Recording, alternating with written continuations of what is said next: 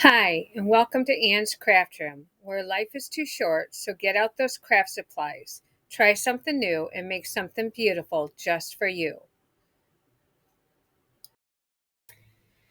This is part two of my submission to Ginger's Corners Craft Organization Hop. So this is one pegboard on one closet door. And then I go in, and that's one corner. I've got some ribbon there, but I've also got more up here.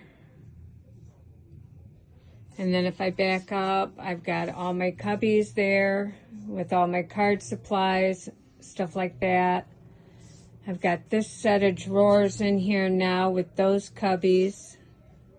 And then I transferred everything that was in the top from large bins to small boxes because I was having a hard time getting everything down because it was too heavy and too bulky. So by doing this, I'm hoping it'll be easier to get everything down.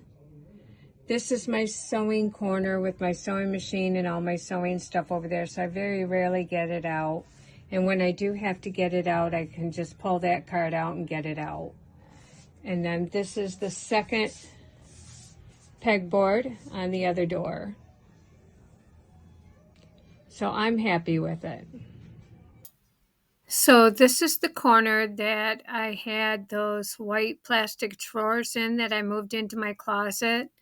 And then I had 3 iris cases sitting on top of each other in the corner. And I took them down just so I could see if they would fit elsewhere in my room.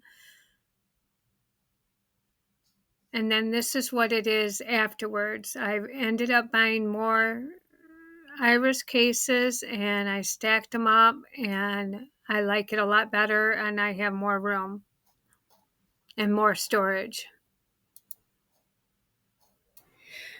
This is where I had my my 2 sets of 3 cubes that I moved into the closet.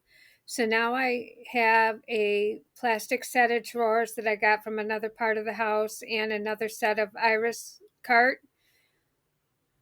And I can build up more if I want to right here, but I'm not ready to yet.